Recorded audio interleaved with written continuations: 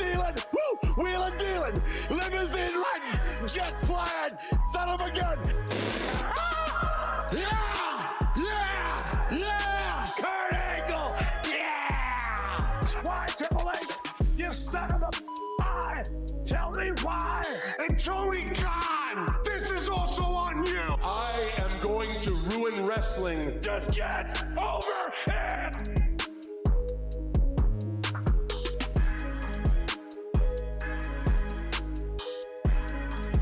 Crown Jewel.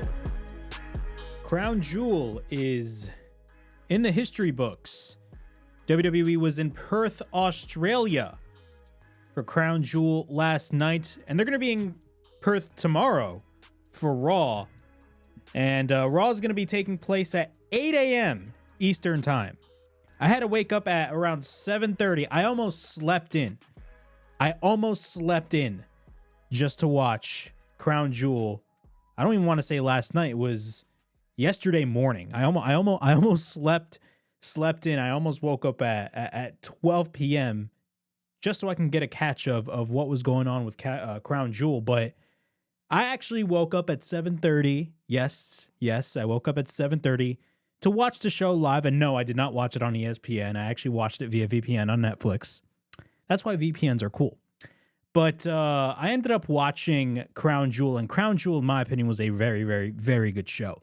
Crown Jewel, in my opinion, was 10 times better than WrestlePalooza. WrestlePalooza was a joke compared to Crown Jewel. Let's be honest with ourselves. Crown Jewel was fantastic last night, and a large portion of that has to do with the John Cena versus AJ Styles match. Everything about that match was pure perfection at the end of the day. Just pure perfection. Everything about it was just cool, because if you really want to take things into consideration, John Cena versus AJ Styles, they never disappointed anybody whenever they had a match together. They never had a bad match. And this is only their fourth match. Of course, their first match was in 2016 at Money in the Bank, then at SummerSlam 2016, then at the Royal Rumble in 2017. This was their fourth match. John Cena and AJ Styles, that was their fourth match. And if you were to compare this match that they had at Crown Jewel compared to the other matches, it's very different, but different in a good way, and different in a moment's perspective. From a moment perspective, this was fantastic. Now, from an in-ring standpoint, you could point to the SummerSlam match or the Royal Rumble match, but still, I mean, this match can go on par with all those other matches. This match was special for a variety of different reasons, not for the reasons that you might think. But we're going to be talking about John Cena versus AJ Styles right here on the WrestleHavoc podcast. Of course, it is Sunday, October 12th, 2025. I thank you guys so much for joining me on this edition of the show. Before we get into all this craziness, please make sure to like and subscribe to the WrestleHavoc channel right here on YouTube, in which we discuss everything in and outside of the squared circle. Make sure to like and subscribe for more content. And as the Virgin referee would say, ring that damn bell for more notifications. And also, if you guys are watching me on WNN platforms, that being on the Facebook page or on the YouTube channel, I thank you guys so much for watching me on those platforms as well.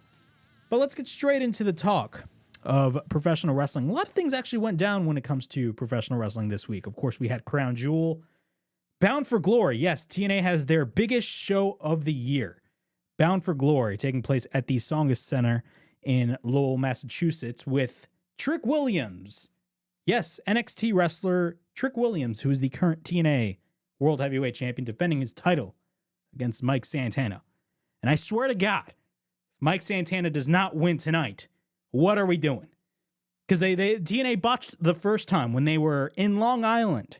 They were in the state of New York. Mike Santana's home turf, New York. And they did not pull the trigger on Mike Santana. Hopefully they pull the trigger on Mike Santana tonight at Bound for Glory. Bound for Glory is going on as we speak. Literally everybody is watching that TNA show right now. But we got a podcast to do, so we'll be running down the Bound for Glory card real quick. But we had Crown Jewel. Santos Escobar also was in the news. Santos Escobar, for a lot of people, thought for a short amount of time thought that he was leaving WWE as his contract actually expired. But last minute, he signed a new deal with the company. Of course, we also got some ticket information regarding All in Texas. Apparently, AEW tried desperately they desperately tried to hide the actual ticket numbers for All in Texas. Why would they care? I have no idea, because the show already happened and the visual looked great. But we're going to be talking about that as well. Plus, WrestleDream is this weekend, and we're going to be talking about WrestleDream, and we're going to be running down the card. WrestleDream, I'm not really that excited about, even though the card looks really good. The fact that they still don't have Kenny Omega versus Andrade announced, even though Andrade made his return and he attacked Kenny Omega, speaks volumes about the creative direction for AEW, but that's another story for another time. We're going to be talking about WrestleDream on this very show as well, and a lot of other things going on in pro wrestling. But without any further ado, let's get straight into the talk regarding Crown Jewel. Of course, Crown Jewel took place last morning, I should say. I was about to say last night, but really yesterday morning, because of course WWE was over in Perth, Australia. So the time difference, Eastern time over here, we had to watch the show at 8 a.m., which I never want to do that again, but I'm probably going to do that tomorrow for Raw. But Crown Jewel, man, Crown Jewel was a really good show. I really enjoyed Crown Jewel for what it was. Again, it was basically your average WWE PLE with a crazy crowd. And I've always said this about these types of shows, but every time WWE or any other promotion, that being AEW, I mean the second biggest major promotion here in the US, whenever these major promotions go to these international markets, I mean, dude, these crowds are absolutely insane.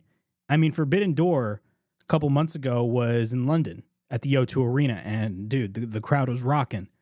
This crowd in Perth, Australia was no different. I mean, AEW earlier this year was in Perth. I don't even know, were they in Perth? But they were in Australia for Grand Slam. But they were in Australia for Grand Slam, and that crowd was absolutely insane. But the crowd in Perth for Crown Jewel this past Saturday was absolutely phenomenal.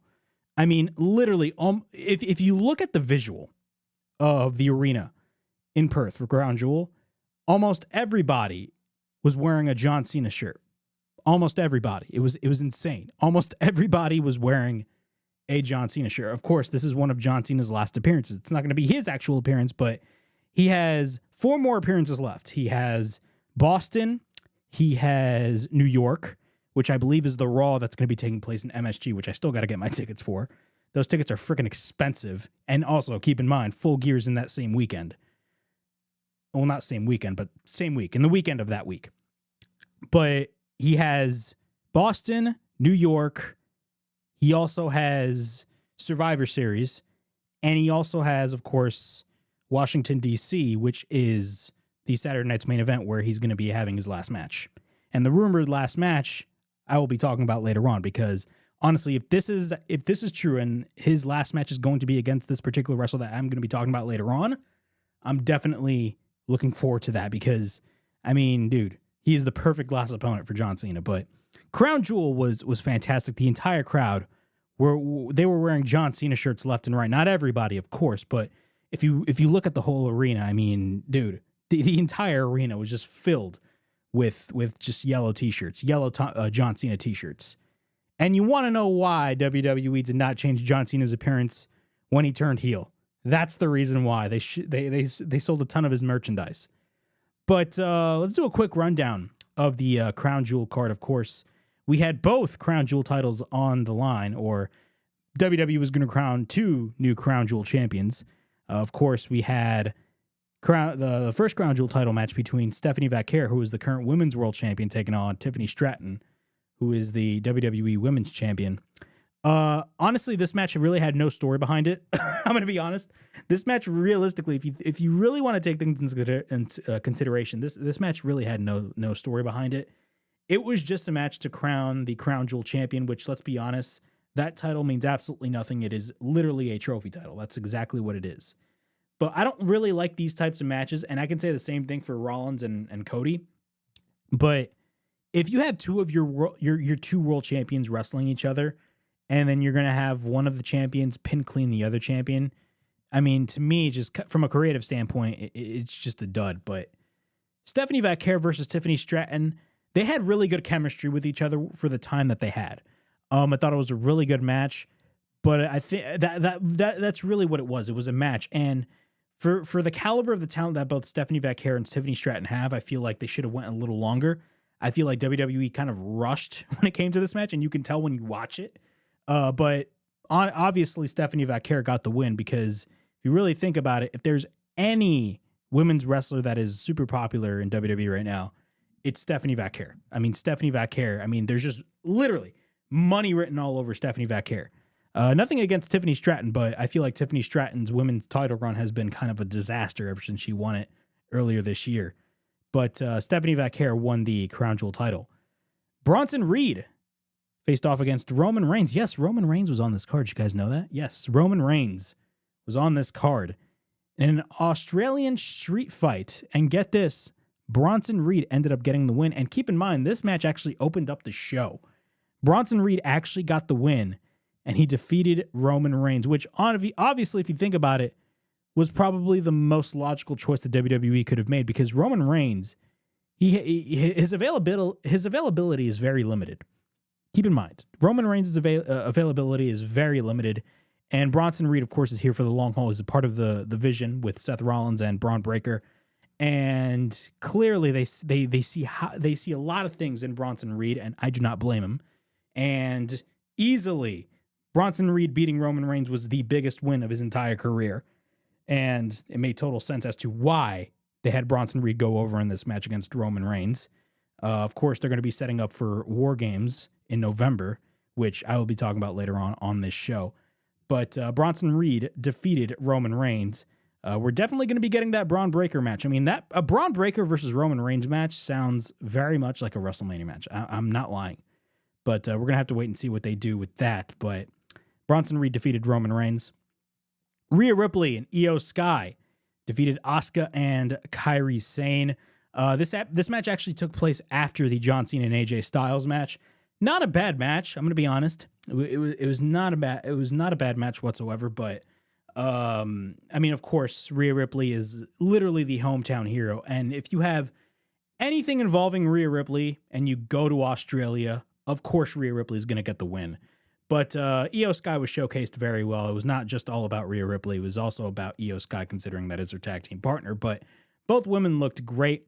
But again, this took place after the John Cena and AJ Styles match. And with what they had, I thought they did a pretty good job. Normally, like if this was an AEW pay-per-view, and for example, if AEW had a crazy match between, let's say, Will Ospreay or Konosuke Takeshita, I'm talking about their Revolution match that they had last year. Normally, the match after that would be a dud, but this match wasn't bad whatsoever. This match was actually pretty good. Rhea Ripley and Io Sky ended up getting the win. And, of course, we had the main event. World champion Seth Rollins faced off against undisputed champion Cody Rhodes to crown the men's Crown Jewel champion. With Cody Rhodes winning the Crown Jewel title last year, it made total sense for Seth Rollins to get the win. Also, keep in mind, there's really kind of nothing going on with Cody Rhodes at the moment. Of course, they're doing the storyline with Randy Orton, and they're kind of doing the slow build because I do see Cody feuding with Randy at some point. It's bound to happen. I feel like it's a little long overdue, but they're starting to plant the seeds when it comes to Cody Rhodes and Randy Orton on the SmackDown side of things. But clearly, if you look at all of WWE right now, it's really all about Seth Rollins and the Vision. That's really what's going on right now. And Seth Rollins beat Cody Rhodes in what was a pretty good match, and obviously Seth Rollins was gonna get the win. Obviously, there was no bones about it. There was no way Cody Rhodes is gonna get the win in any way, shape, or form. And Seth Rollins actually got the job done by himself. He got the job done by himself and actually beat Cody Rhodes clean, which was crazy to think. But Seth Rollins ended up winning the Crown Jewel title. But the number one match that I really want to talk about, is John Cena versus AJ Styles. That was literally the number one match that I was just super excited about. Keep in mind, this was a match that was essentially set up on social media. Like, there was no real actual build. Like, John Cena wasn't available for the build for this match.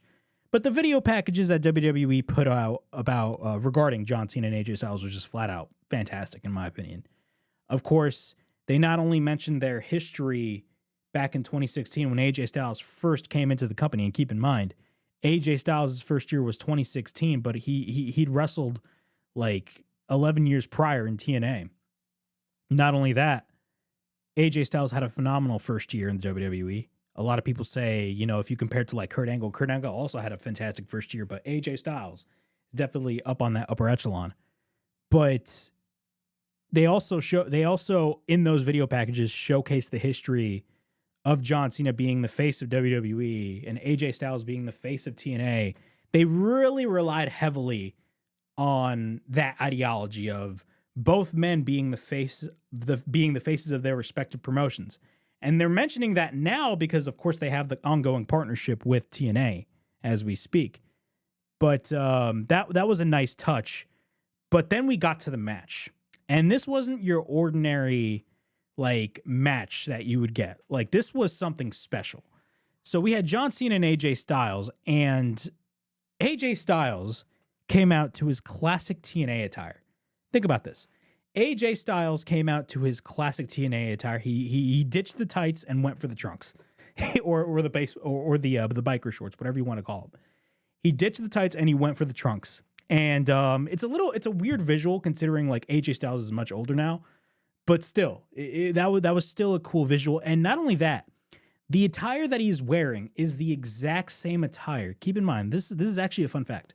The attire that AJ Styles is wearing is the exact same attire that he wore on TNA's debut show on Spike TV. All the way back in 2005. Keep in mind, this is like literally 20 years ago. 20 years ago. And also, another fun fact about this is the last appearance, the last visual that you saw of WWE on Spike, because keep in mind, Spike TV was like the prior broadcast partner for WWE before they moved to the USA Network. Couple days prior was the last Raw on Spike, and the last visual you saw was John Cena, I believe, getting planted through a table, and Eric Bischoff holding the WWE title because they were setting up a match between Eric Bischoff and John Cena at the Homecoming show, which is the first Raw back on USA back in 2005.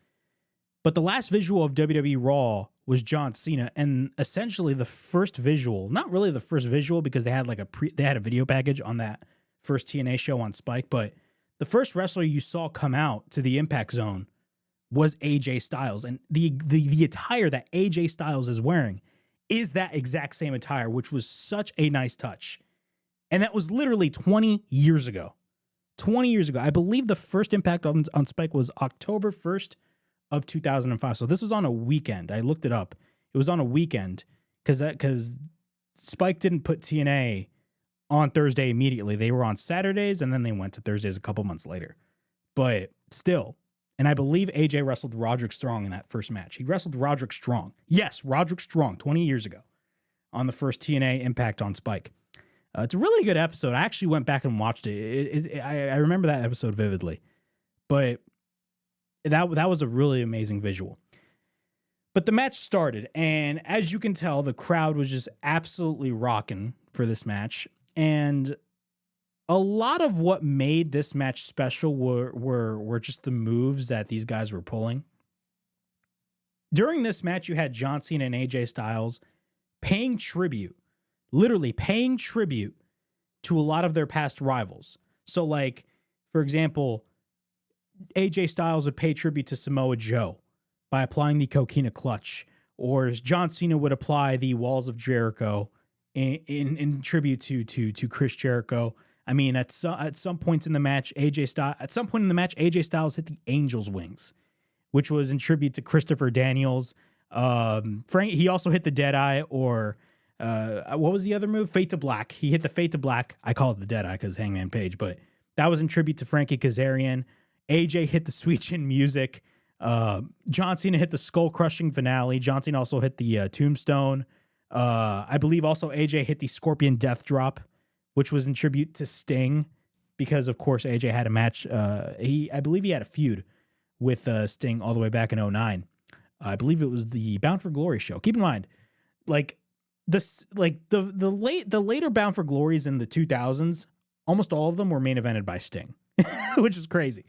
But yeah, AJ hit the Scorpion Death Drop. Actually, Sean Ross Sapp put a list of all of the wrestlers that quote unquote helped their careers, or all the wrestlers that John Cena and AJ Styles paid tribute to during this match. And he put out the list. This is the exact list. Samoa Joe, Chris Jericho, Rusev, Christopher Daniels, Miz, Bray Wyatt, and the Bray Wyatt one I will talk about, Randy Orton, The Undertaker, Frankie Kazarian, Shawn Michaels, and Sting. Also technically a 619 as well by John Cena, which was awesome, by the way. Literally, AJ Styles was on the middle rope and John Cena was about to go for the 619 and the crowd went absolutely crazy. It was insane. It was insane. But the greatest visual in this match, the greatest visual was when John Cena hit the Sister Abigail. And as you guys see right over here, this is where he hit the Sister Abigail. And the entire crowd in Perth lit up their flashlights. That was in tribute to Bray Wyatt, which was, again, an absolutely amazing visual. An emotional visual, but a beautiful visual as well. That was in tribute to the late Bray Wyatt, who passed away 2 years ago. Everything about this match was perfect. Some people would complain saying, "Oh, this was just nothing but AJ and John just hitting moves from other wrestlers." Those people that complain about this, some of the people that complain about AJ or John hitting moves from other people during this match don't even know the true meaning behind this match. This is more than just a match. This was more of a legacy match, because this is going to be the last time ever that John Cena is going to be wrestling AJ Styles. And this is going to be the last time that AJ Styles wrestles John Cena. Keep in mind, AJ at the kickoff show flat out stated that he is going to be retiring in 2026. AJ Styles is not going to be here for long, man. He's going to be retiring next year. And honestly, everything about this was just fantastic. Fantastic. And also keep in mind, we only got 4 more dates with John Cena left. 4 more dates with John Cena left. The reason why AJ Styles and John Cena were hitting a lot of these moves, they were not doing it for giggles or anything. They were doing it to pay tribute to a lot of the people that they had history with. So, for example, AJ Styles not only paid tribute, he paid tribute to a lot of his opponents from TNA, his past opponents from TNA, that being Samoa Joe, Christopher Daniels. Of course, everybody talks about the triple threat match that took place in 2005 with AJ Styles, Samoa Joe, and Christopher Daniels, arguably one of the greatest matches in TNA's history. Easily. Now, me personally, I'm more of a Triple X versus America's Most Wanted in the cage match at Turning Point the year prior, but still. The unbreakable three-way between Styles, Joe, and Daniels is arguably one of the greatest matches in TNA history.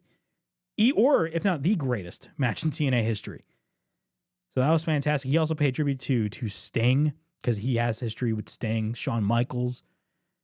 Also, keep in mind, and it was foolish of me to not even mention this, but AJ Styles, John Cena actually gave an introduction to the ring announcer to give for AJ Styles.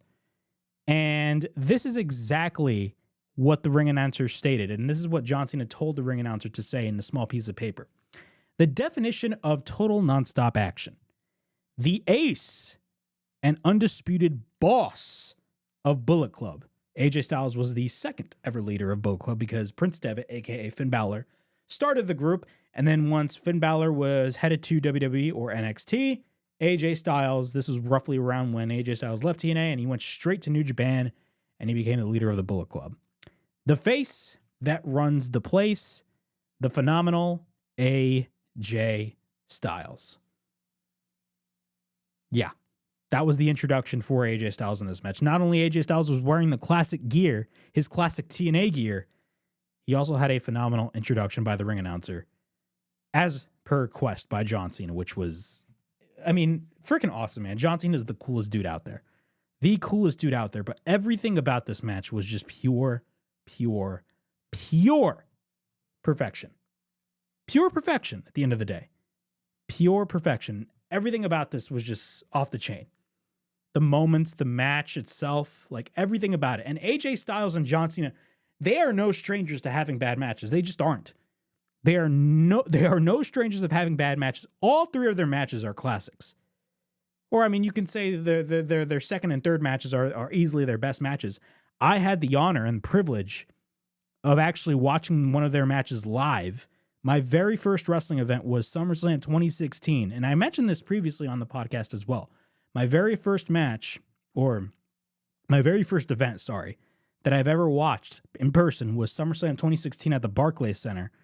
And that had the second match between John Cena and AJ Styles. My dad was there. And I talked about this, I believe, on last week's show. But I can vividly remember my dad explaining to my mom as we got back from New York, talking about how good of a match John Cena versus AJ Styles was. Like, that's how mesmerized he was with that match. Not only that, another nod that I loved, and another Easter egg that I loved in this match was the fact that John Cena and AJ Styles, throughout the entirety of this match, they did not go to the outside. Everything that went down happened in the ring. There was not one moment in this match where they went outside.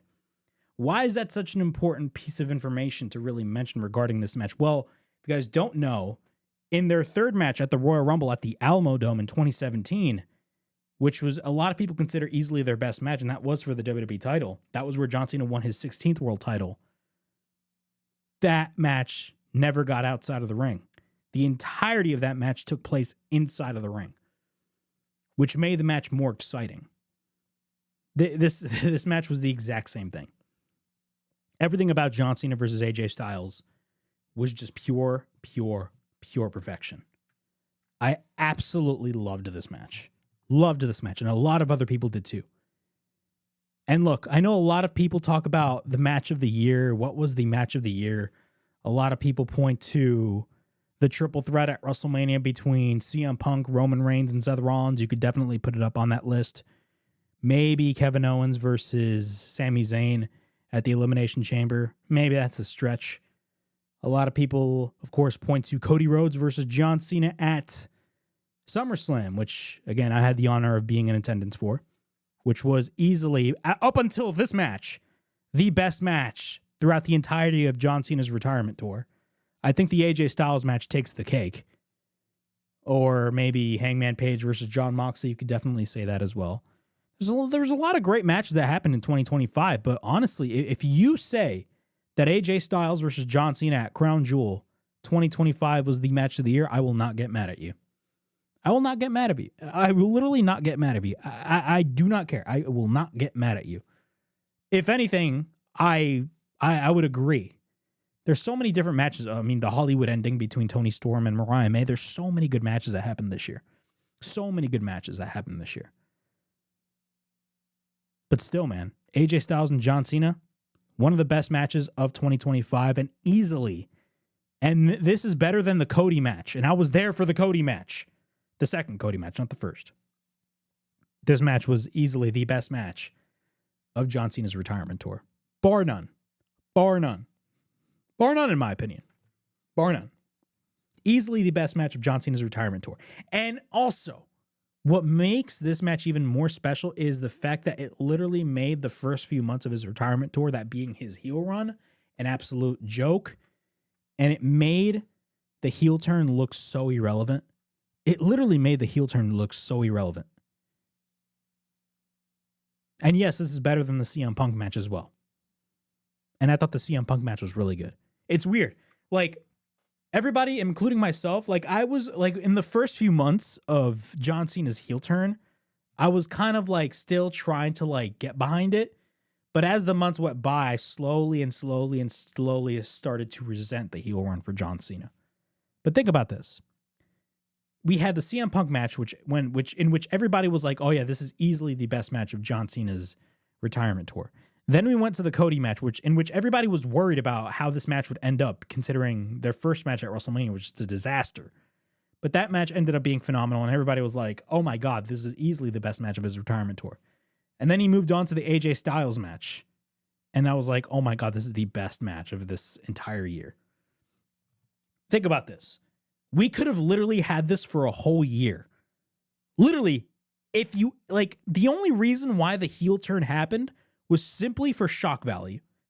John Cena's heel turn, although it is a phenomenal moment and it will go down in history as one of the most holy crap moments in wrestling history, at least for modern wrestling. Not, I don't think for like all time, but still. It will go down as one of the most shocking moments in wrestling history because nobody thought it would happen. But that the heel turn and the heel run only happened because of shock value. That's it. There's really no long-term longevity when it came to John Cena as a heel. And I feel like WWE should have known this, but clearly they did not because they were dumb. But still, we could have had matches like this the entire year. The Randy Orton match was not bad, but if you compare it to the Punk match or the Cody match, or the second Cody match, or the AJ Styles match, I mean, dude, the sky was the limit. We literally could have had matches like we literally could have had matches like we saw with the AJ Styles match throughout the entirety of this year. John Cena did not need to turn heel. I don't know about you guys, but John Cena, ever since SummerSlam or since August, since August, has been on another level. And we only have 4 dates left when it comes to John Cena. It's crazy, man. It's crazy. But the AJ Styles match, in my opinion, will go down as my favorite match throughout John Cena's retirement run. It was just off the chain. Easily the best match of the night. The best match of the night when it comes to Crown Jewel. But in terms of Crown Jewel, how was the show? I thought Crown Jewel was a really good show. 100%. 100%. The match, or the show, I should say, not the match. The show was 10 times better than WrestlePalooza. I mean, the Brock Lesnar match was just atrocious. But Crown Jewel was 10 times better than WrestlePalooza. And ironically, ESPN gave it a B grade. Yes, they gave it a B grade. And you know what? That's a fair grade to give it. That is a fair grade to give it. I don't want to see anybody complaining about the ESPN grade. Clearly, WWE stepped up after looking at that C grade that ESPN gave them. But still, man. Crown Jewel is a phenomenal show. The crowd in Perth had a lot to do with it. A really, really, really good show. All right, that's Crown Jewel. Let's move over to AEW real quick. We got WrestleDream. WrestleDream, yes, we got another pay-per-view happening. Look, think about this. We had a pay-per-view yesterday morning with Crown Jewel, and many of you probably watching this live probably watched Crown Jewel early in the morning like I did. And normally my sleep schedule is garbage, but I ended up watching Crown Jewel live early in the morning via a VPN. I did not pay those $30 on ESPN. But yeah, we had the Crown Jewel show yesterday morning. We have Bound for Glory, which is going on right now as we speak over in Lowell, Massachusetts. And this weekend, on this Saturday, October 18th, we got WrestleDream. And WrestleDream, from what it looks like, I mean, the card, you could say that the card is like full of rematches, which I totally understand. But if you look at it, I mean, this is not a bad card. Really, if you really think about it, this is not a bad card whatsoever. Moving all the way down to the pre-show, the Saturday Tailgate Brawl, which is going to be taking place on TNT. We got FTR taking on Jet Speed, consisting of Kevin Knight and Speedball Mike Bailey. Which, I mean, that is the match that would easily be on the main card, but, I mean, they put it on the pre-show, which makes no sense. And we got Penelope Ford and Megan Bayne taking on Willow Nightingale and Harley Cameron. We also got on the main card, now we're shifting over to the main card, we got Tekla taking on Jamie Hayter. We got The Demand, that being Ricochet and the Gates of Agony. Yes, they're calling this group The Demand, which, in my opinion, I mean, it's a terrible name for a group. Taking on the Hurt Syndicate, consisting of MVP, Shelton Benjamin, and Bobby Lashley. Then we got Brodito taking on Konosuke Takeshita and Kazuchika Okada for the AEW World Tag Team titles. The Young Bucks are once again broke as they're going to be facing off against Jurassic Express. And the winner, get this. This is a Tony Khan special. The winner will win $500,000. Think about that. they will win $500,000. Let's see if the Young Bucks will not blow that money this time. We got Kyle Fletcher versus Mark Briscoe. 5 for the TNT Championship. I believe this is their 5th match. Correct me if I'm wrong. But it's for the TNT Championship. We got the AEW Women's title on the line as Chris Statlander will be defending her newly won title, in which she won at All Out last month against Timeless Tony Storm. Luther. And we got the World Championship on the line as Hangman Page will be defending his title against, and yes, I'm going to call him this, the Samoan Submission Machine, Samoa Joe. Which, look, I know a lot of people didn't really like the reason behind as to why these guys are feuding, but a Samoa Joe and Hangman Page match, dude, sign me up. Samoa Joe, even at his age right now, is still really good at what he does. I'm a big Samoa Joe fan. I will forever be a big Samoa Joe fan. But Hangman Page will be facing off against Samoa Joe for the AEW World title this Saturday at WrestleDream. And of course, we got the big match, and from what it looks like, this main event WrestleDream, regarding what you think. Maybe Hangman Page and Samoa Joe main event, but maybe Darby Allin and John Moxley. But Darby Allin will be taking on John Moxley once again in an I Quit match. Yes, this time it's going to be an I Quit match. And these guys are going to beat the living hell out of each other, and they're literally going to kill each other. I mean, like, AEW is known for their violence, and like John Moxley is known to bleed a lot in his matches. Darby Allin is just one crazy fella. Like, this guy, like, went to Mount Everest. He climbed Mount Everest, and a lot of people were worried for his health, but he ended up surviving Mount Everest and came back. But Darby Allin's going to be facing off against John Moxley, and I definitely do see Darby Allin getting the win. I do not see John Moxley, losing or winning, I should say. I mean, I do not even see Darby Allin saying I quit, but yeah, Darby Allin's going to be facing John Moxley in the I Quit match. And I believe at New York Comic-Con, Darby Allin actually attacked John Moxley during a panel, which was hilarious, but that was floating around social media as well. But Darby Allin will be facing John Moxley in the I Quit match this Saturday at WrestleDream, which, I'm going to be honest, WrestleDream, even though I'm not that excited for the show, WrestleDream looks like it's going to be a pretty good show. I mean, AEW never disappoints on pay-per-view. So we're going to have to wait and see what happens, but this is a pretty much stacked card. But one thing I will say, one complaint that I do have is, why isn't Andrade versus Kenny Omega not on this card? That's my big question. Because you literally had Andrade making a return to AEW 2 weeks ago. He returned to the company 2 weeks ago. And what happened? What happened? He attacked Kenny Omega. And you would think after he attacked Kenny Omega, we'd get a match between Andrade and Kenny Omega. No. We did not get a match between Andrade and Kenny Omega. And we're probably not going to be getting a match between Andrade and Kenny Omega at WrestleDream. Like, bro, if there's one thing that I can complain about AEW, is that AEW just does not know how to follow up on things. And like, the perfect way to follow that beatdown by Andrade to Kenny Omega is booking a match between Andrade and Kenny Omega at the freaking pay-per-view, and they didn't do that. Like, bro, Andrade just came back to the company. Like, give him a really good first match that he can win. Like, Kenny can survive a loss at this point in his career. Kenny can survive a loss. You got to give that win to Andrade. But no, they didn't even book the match. And they're probably not going to book the match for this pay-per-view, which makes no sense. Book the match, please. Book Andrade versus Kenny Omega. They're probably not going to do that. They're probably going to add 10 other matches on this card. Not that this card already has, on the main card, has already 8 matches. They're probably going to add 10 matches more on this card that mean absolutely nothing, because they always do that the week of the pay-per-view. They always add matches that mean absolutely nothing a couple days prior to the pay-per-view. They're probably going to do that. They're probably going to add matches last minute and not even care about Andrade versus Kenny Omega. Meanwhile, I've been wanting to see that match. Like, bro, I want to see that match. Why aren't you putting it on WrestleDream? Why? Put it on the card. Put it on the card. My camera's shaking at this point.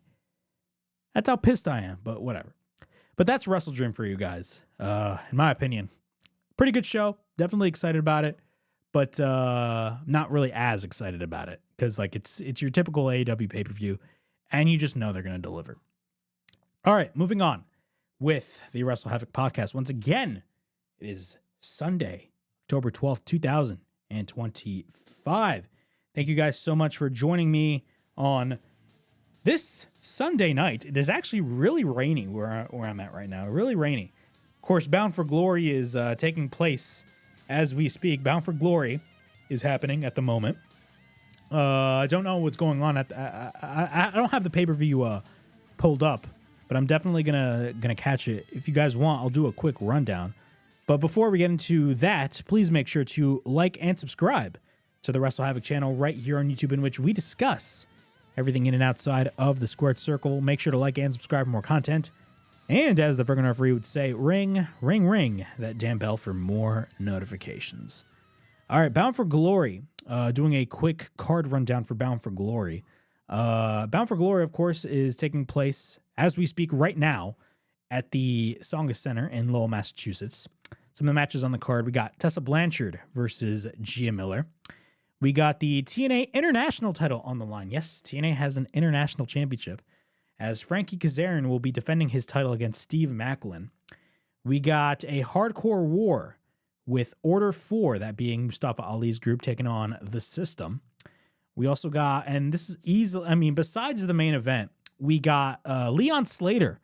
Leon Slater, a fantastic young wrestler, man. He's off the chain.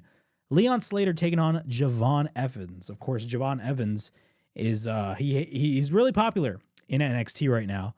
And actually, he had a couple of showings throughout the past couple of weeks on SmackDown as well. But Leon Slater is going to be defending his X Division title against Javon Evans. That is definitely a match I'm 100% looking forward to. Like, if you want to talk about just phenomenal in-ring work between two young guys, Leon Slater and Javon Evans is easily the match for you. We got the Knockouts title on the line as Kalani Jordan, who is the current TNA Knockouts champion, but she's a WWE NXT contracted wrestler, defending her title against, keep in mind this, former WWE wrestler Indy Hartwell. We got the Hardys. Yes, the Hardys, who, by the way, won the NXT tag team titles this past Tuesday at NXT's Showdown show, which is it was originally going to be Invasion, but they ran into some trouble with Israel. That's why they were forced to change the name from Invasion to Showdown. But the Hardys, if you guys do not know, this past Tuesday on NXT, won the NXT Tag Team Championships. They won the NXT Tag Team Championships, so now they hold both the NXT and TNA tag titles. And what's funny is that the Hardys, you know, are the most WWE tag team ever because they're more popular from their WWE run, but they're TNA contracted talent. Meanwhile, they're winning the NXT tag team titles, which is just hilarious. But they're facing off against the Dudleys, or in this case, Team 3D, because that was their name that they went by in TNA. The Hardys are taking on Team 3D in a tables match for both the TNA and NXT Tag Team Championships. I know a lot of people are looking forward to this, but I mean, you know, it's not going to be a bad match, but I mean, you know, they're well past their prime, but no shade, because I mean, I do believe that they will deliver a really good match. I'm still a really big Bully Ray fan. I'm a big fan of the Hardys. It's great to see Devon back in the ring, but this is probably going to be the last time Devon's going to be in the ring, but man, the fact that they're doing a Hardys versus Dudley Boys match on a TNA pay-per-view in 2025, you can definitely crap all over it, but you know what? This match is all about legacy, and honestly, I have no problem with it. I'm definitely looking forward to that. Then we got the main event. Trick Williams, who, again, is an NXT wrestler, former NXT champion. Whoop that Trick. Defends his TNA World Heavyweight Bro, it's like the 2001 Invasion. It's crazy.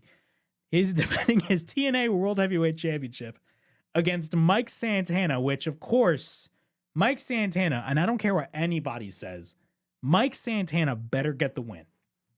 That's all I'm going to say. Mike Santana better. I'm gonna put my microphone. I'm gonna put my microphone close to my mouth. Mike Santana better win this freaking match. Because if he doesn't win this match, what are we doing? What are we doing? This is like they did the same thing with Joe Hendry. They had Joe Hendry wrestle at Slammiversary. Everybody thought they were going to pull the trigger on Joe Hendry last year at Slammiversary. They didn't do it. Then we shifted over to Bound for Glory. Everybody thought that TNA was finally gonna pull the trigger on Joe Hendry. They didn't do it. You would think that they would pull the trigger on Joe Hendry at the biggest show of the year, that being Bound for Glory. No, but they didn't do it. They had to wait up until Genesis. That was in the beginning of this year where Joe Hendry won the TNA World title. And by that point, it was too little, too late. And then, of course, Santana kind of swooped in and kind of and if you really think about it, kind of took over the spot for Joe Hendry. And he really is like the top guy of TNA now. Like, what is Joe Hendry? I mean, at this point, Joe Hendry is WWE bound at this point. Once his contract with TNA is up, this guy's going straight to WWE. Because clearly WWE loves Joe Hendry. They love Joe Hendry, and like once his contract is up, you know exactly where Joe Hendry is going. But they're doing the exact same thing with Mike Santana. Think about that. They're doing the exact same thing with Mike Santana. The exact same thing. The exact same thing with Mike Santana. He lost at Slammiversary, which made no sense whatsoever. They were in Long Island, and they drew their biggest crowd, their biggest crowd in, what was it, 12 years? They drew their biggest crowd ever in like, what, 10 to 12 years? And still, they did not have Mike Santana win. In his home state of New York, they did not have Mike Santana win, which made no sense. Imagine if Mike Santana lost. It's the Joe Hendry experiment all over again. And it sucks because Mike Santana is fantastic. This guy's a pure definition of betting on yourself. He left AEW because he wasn't being utilized well. He was just viewed as a tag team guy, and he wanted to really break out into his own, and you cannot fault a wrestler for that. Because at the end of the day, a wrestler wants to be successful, and Mike Santana wanted that for himself. So he went over to TNA, which is a practically smaller promotion. But look at him now. He's bigger than ever. You have to pull the trigger on Mike Santana. I'm sorry. TNA has to pull the trigger on Mike Santana. I don't care what anybody says. Do not wait until Genesis. No, strike while the iron is hot. That is a common problem with this promotion.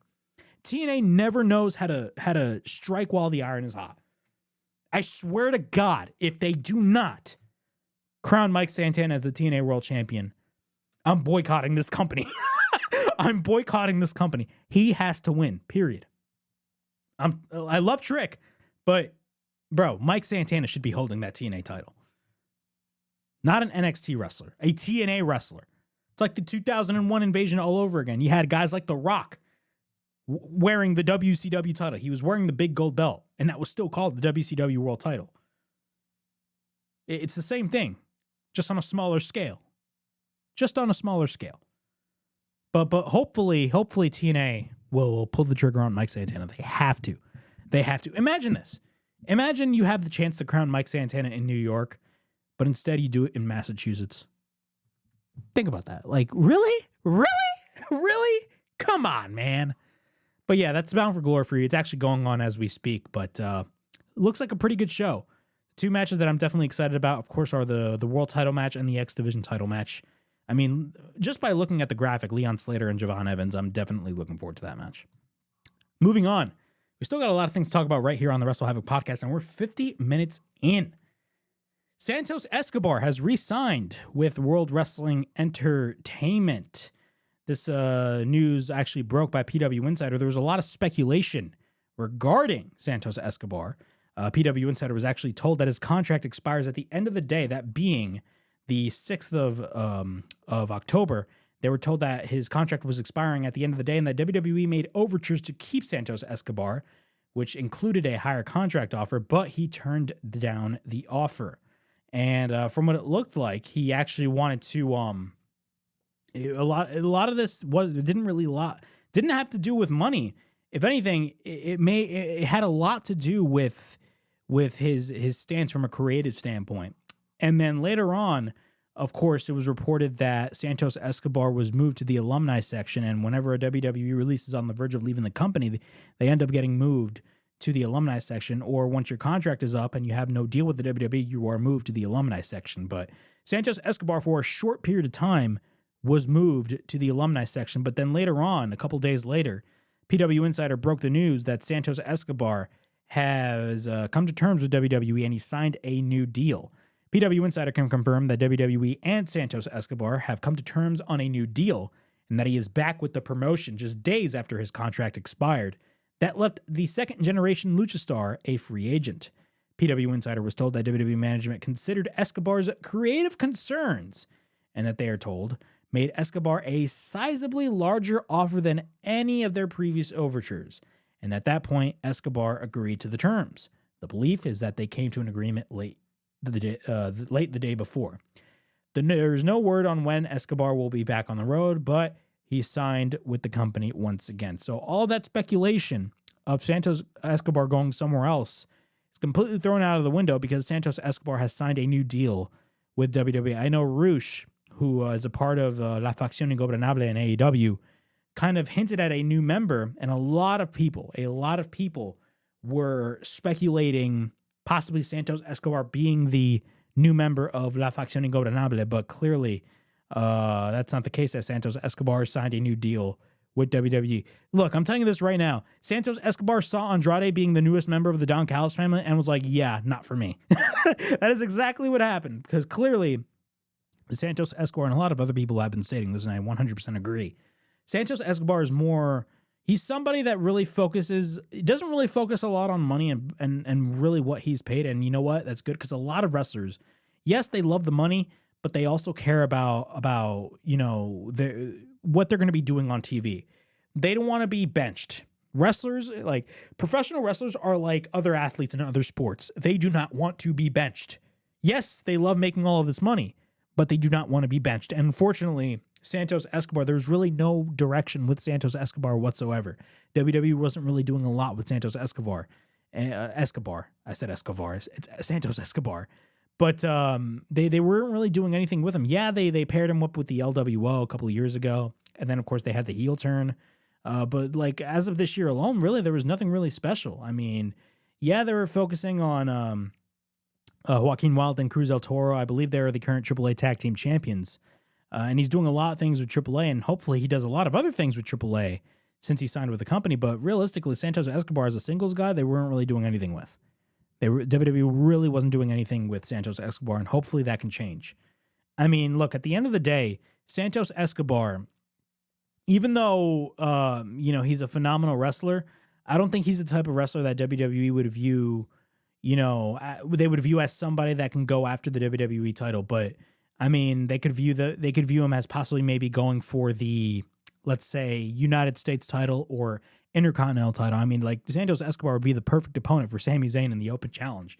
Like the Open Challenge segments on SmackDown are literally the only things that are worth interesting on SmackDown. Everything else on SmackDown is completely useless. Like you could easily do an Open Challenge match between Sami Zayn and Santos Escobar. You can clearly do that. But there's also AAA. WWE purchased AAA. I mean, dude, you can, if there's any place in which Santos Escobar is able to be a main eventer, AAA is like the perfect horizon for him. I mean, imagine Santos Escobar versus Dominic Mysterio. Dominic Mysterio right now is flying high as not only the Intercontinental Champion, but also the AAA Mega Champion. Dude, you could do a Santos Escobar versus Dominic Mysterio match, but also the story has to be there. And right now, there's really no story behind that. But when it comes to Dominic Mysterio, I mean, like they're probably going to do a Rey versus Dominic match at some point down the line in the future. I definitely see that being the case, but we're going to have to wait and see. But Santos Escobar, in terms of Santos Escobar, in my opinion, is easily the somebody who could easily like be a main eventer in like AAA or something. Like he's really that good. He's really, really good, and also his promos are fantastic as well. But yeah, Santos Escobar has re-signed with WWE. All right, moving on. We also got a series of WWE releases. We got some WWE ID wrestlers. We got some NXT talent also getting released as well. But in terms of these releases, I'm reading this from Yahoo Sports, by the way. Following the news that Lance Anoa'i was departing WWE, it has emerged that an entire crop of NXT talent, including two-time North American champion, was also released from the promotion, that being Wes Lee. Yes, Wes Lee got released from WWE, which is shocking to me, but I mean, Wes Lee, they pushed Wes Lee heavily last year.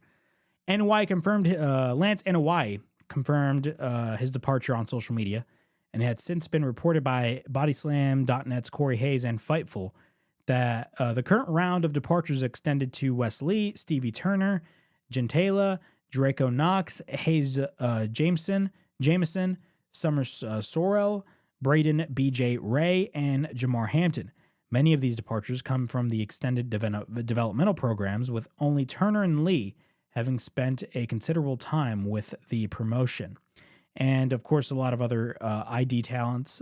Zara Saker took to social media to announce her WWE deal had expired and that she would be taking a step back from wrestling, which included the total at the time of writing of releases on Friday came to 10. And we have other WWE ID releases as well. Speaking of the ID program, there's really not that much emphasis. I don't really see a lot about the WWE ID program going about. But clearly, a lot of people say a lot of things regarding the ID program. Some people say, it's a failure. Some people say it's a bad thing for the business. Look, at the end of the day, WWE is the biggest promotion in not only the United States, but in the world. Look, you could look at it from both ways. From the negative point of view, the ID program could be a disaster for a lot of these smaller indie promotions that don't want to fall in line with the ID program. But if you look at it from the independent wrestler's point of view in terms of the ID program, at the time when the program was just starting to come about, it was a pretty much good thing for a lot of independent wrestlers, because it is literally 1 foot in the door for WWE to look at them and be like, hey, you're worthy. Would you like to sign a long-term deal with us? Like, people need to understand, when you sign a deal with the WWE ID program, you are not exactly signing a contract with WWE. Like, the WWE ID program, if you are under the ID, banter or brand, that essentially means that WWE is kind of, in a way, keeping an eye out for you. They're looking at you and being like, hey, we're going to keep an eye out for you. And like, if you do well, then that means you are able to sign with us on a developmental deal and you can join NXT. So like, it can definitely help a lot of wrestlers. I believe Kylie Ray was the first WWE ID women's champion. Correct me if I'm wrong, but there's really been no emphasis regarding the ID program. I don't really see anything about it. But from what it looks like, a lot of people are creating speculation that the ID program may be over. I have absolutely no idea. I haven't really been keeping tabs on it. But in terms of the ID program, I mean, like, look, there's good things and bad things about it at the end of the day. There's good things and bad things. But in terms of the independent wrestler, like, it could be a good thing for the independent wrestler when it comes to the ID program. But as of right now, there's really been no exact, how do I say it? No exact direction when it comes to the ID program at this point. Like, all we knew was that, like, if you are an ID wrestler, you could possibly wrestle on their Evolve show, which is the show on Tubi. But yeah, those are the NXT releases. But the most shocking release out of all of the releases is Wes Lee, because like, he's been in NXT for a while at this point, and the fact that Wes Lee got released, I mean, it's crazy. I mean, you would think WWE or NXT would have plans for Wes Lee, but clearly they didn't. And he's a former North American champion. It's crazy to think, but that out of all of the releases, because a lot of the releases that took place are relatively unknowns. Most of them are unknowns, but Wes Lee was the most known out of all of them. We got the rumored last match for John Cena. Yes, John Cena is in the news. And of course, we're nearing towards his last match. And Dave Meltzer of the Wrestling Observer is reporting that there could be a first-time ever match for John Cena at Survivor Series, and he could challenge Dominic Mysterio for the Intercontinental Championship, which is the only title that's keeping John Cena from being a Grand Slam champion. Which, yes, that is true. Out of all the titles that John Cena has won, the Intercontinental title has been one of those titles that just John Cena like hasn't won at all. Like, he's won the WWE title, World title, U.S. title, tag team titles. Like, he's won every single title that you could think of, but He has never won the Intercontinental title. A Dominic Mysterio versus John Cena match sounds very intriguing. But the rumored match for his last match at the Saturday night's main event, the rumored last match could be, think about this. The rumored last match for the Saturday night's main event could be Gunther. Yes, Gunther could be the last match for John Cena, which honestly is not a bad idea whatsoever, because Gunther, and I've always said this about Gunther, but Gunther's not just good from an in-ring standpoint, but he's really good at making other people look good. Like, Gunther could literally wrestle somebody that's just flat out terrible, and he could still make that person look good. Like, that's how good Gunther is. Like, he wrestled Goldberg in what was Goldberg's last match. We do not know if, I mean, most likely that is Goldberg's last match, but after the comments that he made on Ariel Helwani's show, I mean, dude, you never know. He may have another last match, but you never know. But the Goldberg match was fantastic. The match that he had with Goldberg was really, really, really good. And Gunther facing John Cena in John Cena's last match, honestly, is not a bad idea either. I mean, with John Cena could, dude, I'm being honest. I mean, Gunther and Cena could have a banger match as a last match at that Saturday night's main event. But in my opinion, we're going to have to wait and see. Definitely curious. Now, speaking of Saturday night's main event, we actually have, there's another Saturday night's main event happening in November. And that is actually going to be taking place November 1st in Salt Lake City, Utah. And we actually have some rumored matches for that Saturday night's main event. And it's actually going to be leading towards our next topic, which is going to be Survivor Series. So we got 3 rumored matches for Saturday night's main event. And those 3 rumored matches are the undisputed WWE title #1 contenders match, Drew McIntyre versus Jacob Fatu, which clearly Drew McIntyre would be winning this match, considering Jacob Fatu is rumored for War Games, in which we will be talking about later on. We got the women's title on the line, as Tiffany Stratton will be defending her title against Jade Cargill. Yeah, that's the rematch from SummerSlam, and honestly, I'm not really looking forward to that match. That match happened. That match just finished. That match did not even last long at SummerSlam, if I can recall. And then we also got the World Heavyweight title match between Seth Rollins and CM Punk. Now, you're probably wondering why we're getting a Seth Rollins versus CM Punk world title match at Saturday night's main event. You would think that match would take place and they would slowly build to that match to maybe like a WrestleMania, which is clearly what they're doing. But when I first heard about this rumor, I was like, wow, that early? I feel like WWE realized that they can't drag this all the way to WrestleMania.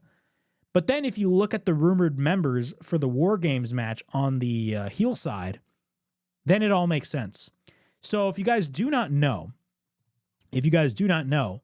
there's a rumor about the possible members for the War Games match that is going to be taking place at Survivor Series, because Survivor Series, of course, is going to be having the War Games matches. So according to Dave Meltzer of the Wrestling Observer, the rumored lineup for the men's War Games match, because clearly the Vision is going to be involved.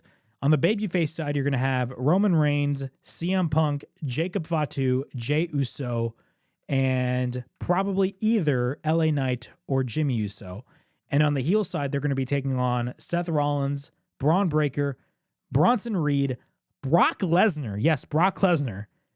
He's not going to be an official member of the Vision, but he's going to help out the Vision.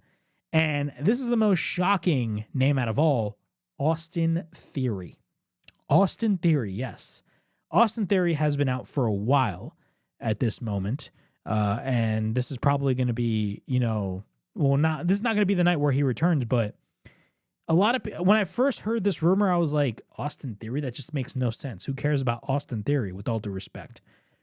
But if you look at the Saturday night's main event card for the November 1st show, and if you really line things up, you'll kind of understand where they're going. So they have Seth Rollins versus CM Punk for the World Heavyweight Championship. A lot of people are wondering why they're going to book that for a Saturday night's main event. It would make no sense for CM Punk to beat Seth Rollins this early on. They're just establishing the Vision as a group. It makes no sense for Seth Rollins to drop the world title to Punk at this moment. It just doesn't make any sense. Or when I first heard this rumor, I was like, oh, WWE realized that they couldn't drag it out all the way to WrestleMania. But if you look at Austin Theory being involved in the men's War Games match, clearly they're probably going to have a screwy finish in the world title match if they book the world title match at Saturday night's main event. And they're probably going to have Austin Theory attack CM Punk and cost CM Punk the world title. Also, it gives away the number one contenders match, considering Jacob Fatu. If Jacob Fatu is going to be involved in the men's side, in the babyface side, in the men's War Games match, clearly Drew McIntyre is going to get the win. But still, Austin Theory is probably going to be the newest member of the Vision. And honestly, I wouldn't be against that because, look, I've said my fair share about Austin Theory. I think Austin Theory is great. I think he's talented. But I never really saw the hype around Austin Theory, especially when Vince McMahon first booked Austin Theory in the beginning. Like, I was like, who is this guy? I could care less. Because when WWE on the main roster, because they called up Austin Theory to the main roster, I believe around 2021, 2022, and Vince McMahon was still running things. They changed his name from Austin Theory to Theory. Remember when they started changing a lot of people's names and they all had singular names because they thought it was cool, even though it wasn't? Theory was one of those guys, and they just called him Theory. And he was like Vince McMahon's right-hand man. Correct me if I'm wrong. And I didn't like his promos. He was a very Vince McMahon. He was like a vision for what a wrestler would be in the eyes of Vince McMahon. That was Austin Theory. And then once Triple H took the book, a lot of people just didn't really care about Austin Theory at all. He had the match with John Cena at WrestleMania 2 years ago, which, honestly, if you look back at that match, and Austin Theory did beat John Cena, it did no favors for Austin Theory in the long run, because Austin Theory just really didn't do anything at all. He didn't do anything at all. And look, I came to the realization that there's just nothing in Austin Theory. With Austin Theory possibly joining the Vision, maybe there could be some sort of sense of direction for Austin Theory. And honestly, I hope that is the case. Because Austin Theory, I mean, he could be good, but I just never really saw the hype around him. But if they decide to do something with Austin Theory, then give it a shot at the end of the day. Give it a shot. Now, also, there was rumors about the women's side for War Games because they're going to do a men's War Games and they're going to do a women's War Games. So the teams for the women's War Games are expected. AJ Lee, Rhea Ripley, Io Sky, Charlotte Flair, and Alexa Bliss are the babyface side in the women's War Games. And on the heel side, we got Becky Lynch, Asuka, Kairi Sane, Nia Jax, and Lash Legend. Now, when I first heard of Lash Legend, and keep in mind, I do not watch NXT consistently. The last time I saw Lash Legend was like a couple years ago, and this was during the beginning of like 2.0. Yes, remember? They used to call NXT 2.0. Remember when they chopped the head off of NXT Black and Gold and they turned it into NXT 2.0? Bro, that was a horrible decision. But Lash Legend was one of those people in the early 2.0 days, and she was god-awful. Now, from what I hear, she has improved drastically. Like she has improved like crazy in the ring. So if they decide to call up Lash Legend, then you know what? Call her up. I haven't seen anything as recently when it comes to Lash Legend, but I've heard a lot of positive things regarding her. So I can't really judge. But Lash Legend may be called up to the main roster as well. But those are the rumored lineups for War Games as we speak. Honestly, it's pretty promising. I know a lot of people are tired of the War Games concept for Survivor Series. Me personally, I'm not. Because, like, you know, everybody wants the 5-on-5 Survivor Series matches back. But, I mean, like, it's the same thing as War Games, essentially.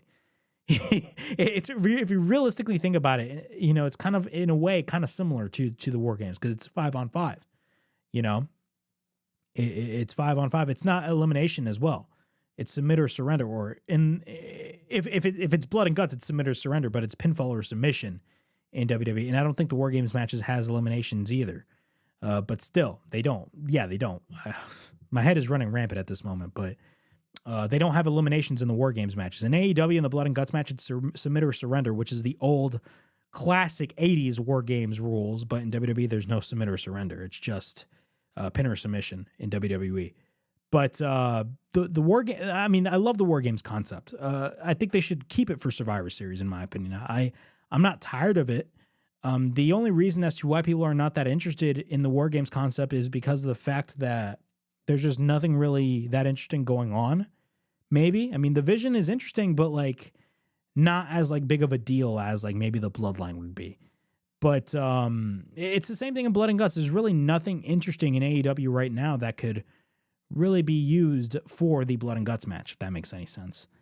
But in terms of the War Games match, I mean, I'd prefer the War Games match over the 5-on-5 Survivor Series match, because to me the 5-on-5 Survivor Series matches are boring. I'm not really the biggest fan of the 5-on-5 Survivor Series matches. You could do it for other shows, or maybe you could do a 5-on-5 Survivor Series match at Survivor Series. I don't know. It'd probably be a little bit of overkill, but at this point, who cares? Because everybody's going to watch the War Games matches anyway. But still, I mean, like me personally, I'd keep the War Games concept. Yeah, I'd keep it. I don't care what these people think. Like, they want the 5-on-5 Survivor Series match? Nah, man, I want War Games. That's what I want. But those are my thoughts on that. But moving on, we had the NXT Showdown show, which was the crossover with TNA. We got some results over here. The Hardys defeated Dark State to win the NXT Tag Team titles, as I mentioned earlier. Team NXT defeated Team TNA on the women's side, and Team TNA defeated NXT on the men's side. So that was the Showdown show. Also, regarding, because you guys don't know, AEW and NXT went head-to-head because AEW was on a Tuesday. As expected, NXT won the night, and they destroyed. And this is on the new system, by the way, the new Nielsen system. They absolutely destroyed. Destroyed. DESTO or TROYS or ED. Don't have that. Jesus Christ, what is wrong with me today? Destroyed Dynamite in the ratings. Per WrestleNomics, NXT drew 625,000 viewers with a .12 rating in the key demographic. And this is on the new Nielsen system, by the way. Now, granted, Dynamite was not in its normal night. It was on a Tuesday. But Dynamite drew its lowest rating ever in the show's history. Lowest rating ever in the show's history. And they averaged 321,000 viewers with a .07 rating in the 18 to 49 demographic. Yeah, NXT destroyed AEW in the ratings. Moving on. And this is going to be our last topic, but AEW All In Texas. Why are we talking about All In? All In took place in July. And this is going to be our last topic, but why are we talking about All In? All In took place in July. Well, we got news on the attendance for All In Texas, and this is actually pretty funny. This is according to WrestleNomics. AEW All In Texas qualified for public reimbursement dollars through the Texas Event Trust Fund program. According to the records obtained by WrestleNomics, the governor's office initially approved just over $1 million in combined state and local funding to help cover expenses for AEW's biggest event of the year. AEW will end up getting somewhat less than that amount, though, because attendance for the event at Globe Life Field in Arlington was lower than expected. The funding approval was based on an estimated attendance of 33,490, including 32,500 spectators projected in February. After the July 12th show, officials submitted documentation certifying actual attendance at 23,759. So roughly around 23,000, 24,000 they drew. And that's not a bad number. That is not a bad number. If anybody tells you that is a bad number, they are lying straight to your faces. That is not a bad number, including 21,973 spectators. The count of 21,973 spectators reflect the number of tickets scanned for people who actually entered the venue. The number of tickets sold or distributed, which they couldn't confirm, could differ significantly. The final estimate by WrestleTix of tickets distributed was 27,425. It's not unusual for the number of tickets scanned to be substantially lower than the number of tickets distributed or sold. Records also show that 678 suite tickets were sold through only 274 were scanned for admission. Now, of course, this was a big topic of discussion 2 years ago, actually, with the very first All In at Wembley Stadium. Everybody was debating whether or not what is the real number? Was it 80,000? Was it 70-something thousand? Was it 60,000? And then, of course, the turnstile number became a big topic of discussion. When I first heard of this, my first thought was, who cares? That was my first thought. Who cares about the attendance? The show already happened. The show already happened. Why are we talking about this? The show already happened. The show already happened, and the visual looked great. The visual at Globe Life Field this past July at All In was great, and All In ended up being one of their better shows of the year, one of the best AEW pay-per-views of the year. But there's more to this story than meets the eye, and this is where I stop defending AEW in any sort of capacity when it comes to this type of discussions, because AEW apparently was trying to hide some information from coming out. So there was a clause. So the suggested, this is according once again to WrestleHavoc. The suggested confidentiality clause would have a city agree, quote unquote, not to publish or disclose attendance figures, turnstile counts, drop counts, ticket numbers, revenues, and box office receipts, and similar information, except when disclosure would be legally unavoidable. Even then, AEW's language would have bound the city to notify the company in advance and assist in claiming that AEW's attendance information is a trade secret under Texas laws. Another suggested clause would have sent legal disputes, if there were any, between AEW and the city into private binding arbitration instead of public court. Like, at least of some of its talent contracts, AEW wanted its counterparty to waive its right to a jury trial and handle litigation and only in private with AEW's chosen arbitration provider, JAMS. And later on, they talked about essentially one draft of the contract shows suggested changes from a member of AEW's legal team that highlights the company's efforts to control information. AEW sought to insert provisions that would have committed the city to keep secret any attendance information and help AEW may trade secret claims if there is any legal requirement to publicly reveal the numbers. Yeah, that's really, if you really think about it, that's not a good look on AEW if you really think about it. That's not a good look at all. Like, you're trying to hide you're trying to essentially saying yeah, you know, we said this number, but we really lied. So really don't pull out these numbers. Don't do it. To me, that's kind of stupid. Like, bro, if you drew 23,000 people, just say you drew 23,000 people. You know, I mean, WWE, and what's crazy is that WWE does the same thing. But I'm not trying to make this, WWE does this, AEW does, everybody does this, but it's still stupid. Like, if you drew this if you drew this amount of people for a certain show, just say the exact number, or maybe round it up, maybe by 1,000. Like, dude, if you say you drew 23,000, if you drew 23,000 people, say you drew 25,000 people.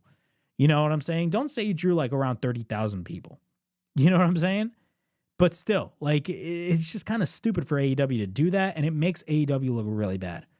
It makes AEW really bad in the process, in my opinion, at least. It's just kind of stupid, and there's no defending that whatsoever.